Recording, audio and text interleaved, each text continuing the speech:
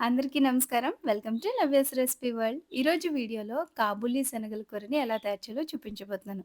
ఒక్కసారి ఇలా ట్రై చేశారంటే మళ్ళీ మళ్ళీ ఇలాగే చేసుకుంటారు. అంత బావుంటుంది. పూరీలోకి, చపాతీలోకి, నాన్‌లోకి బావుంటుంది. రైస్‌లోకి బావుంటుంది. జీరా రైస్‌తో మరింత బావుంటుంది.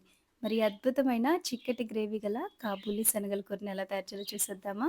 ముందుగా ఒక కప్పు శనగల్ని 3-4 గంటల పాటు నానబెట్టి ఆ నీళ్ళని తీసేసి శనగలను మాత్రమే కుక్కర్లోకి వేసుకోవాలి. ఒక కప్పు శనగలకి మసాలాలు చూపిస్తాను. ఒక బిర్యానీ ఆకు, దాల్చిన చెక్క, లవంగ మొగ్గలు, మిరియాలు, ఖచ్చితంగా ఈ బ్లాక్ ఇలాచీ వేయండి, బాగుంటుంది ఫ్లేవర్ అనేది. ఇప్పుడు వచ్చేసి ఈ స్టేజ్లో టీ బ్యాగ్స్ ఉంటే 2 యాడ్ చేసుకోండి. లేదు అంటే ఒక కాటన్ క్లాత్లో టీ పొడిని మూట కట్టి ఈ కుక్కర్లో వదలొచ్చు. లేదు అంటే కనుక ఈ విధంగా డికాక్షన్ ప్రిపేర్ చేసుకొని ఆ వాటర్‌ని పోసుకోండి. తర్వాత కొద్దిగా ఒక పావు గ్లాస్ అంత వాటర్‌ని కూడా పోసుకొని, నీళ్లు తగినంత మాత్రమే వేసుకొని ఒకసారి కలిపి, ఒక అర టీ స్పూన్ అంతా ఉప్పును కూడా వేసుకొని, మూత పెట్టి 4 విజిల్స్ వచ్చేంత వరకు ఉడికించుకోండి. కుక్కర్‌లోని ప్రెషర్ అంతా పోయిన తర్వాత ఒకసారి మూత తీసి చూస్తే శనగలనేవి మెత్తగా కుక్ అయిపోయి ఉంటాయి. ఇప్పుడైతే మెయిన్ ప్రాసెస్ అనమాట. కూరకి తాలింపు వేసుకుందాం.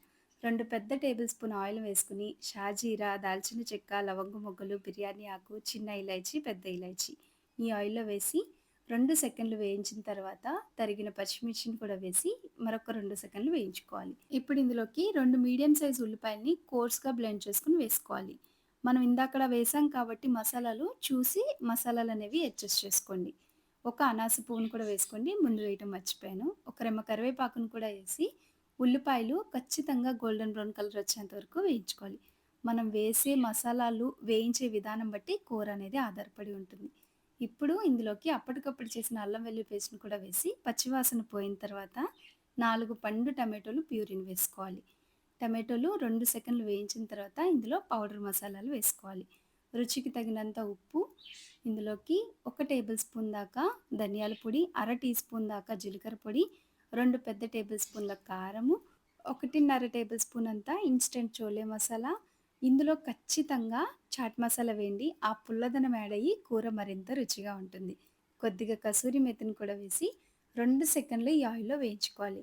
ఇప్పుడు ఇందులోకి ఒక టీ గ్లాసుడంత వాటర్‌ని పోసుకొని మసాలాలు అడుగు పట్టకుండా మనకి వేయించుకోవాలండి. నీళ్లు పోయటం వలన మసాలా కూడా ఒదిగిస్తుందనమాట.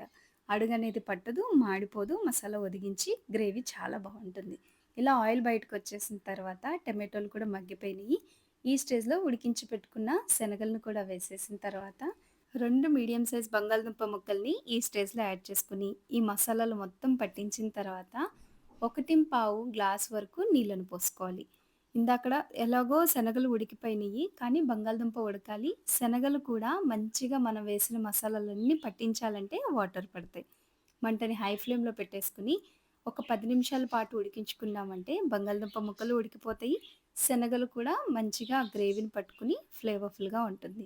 ఈ స్టేజ్‌లో మనం వేసిన గరం మసాలాలు తీసేసేయండి. లేదంటే అదే ఫ్లేవర్ ఎక్కువ తెలుస్తా ఉంటుంది.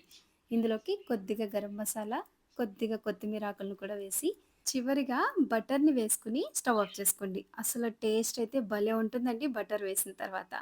ఇప్పుడు చల్లారిన తర్వాత సర్వ్ చేసుకోవటమే. పిల్లలైతే ఎంత ఇంట్రెస్ట్‌గా తింటారో ఒక్కసారి మీరు ఇలా ట్రై చేసి చూడండి. చాలా చాలా బావుంటుంది. ఇంతేనండి, చోలే మసాలా అయితే రెడీ అయిపోయింది. మీరు ట్రై చేసిన తర్వాత మీకెలా కుదిరిందో మీ అభిప్రాయాన్ని కామెంట్‌లో తెలియపరచండి. లైక్ చేయండి, షేర్ చేయండి. ఇట్లాంటి సింపుల్ రెసిపీస్ కోసం నా ఛానెల్‌ని సబ్స్క్రైబ్ చేయండి. Thank you for watching.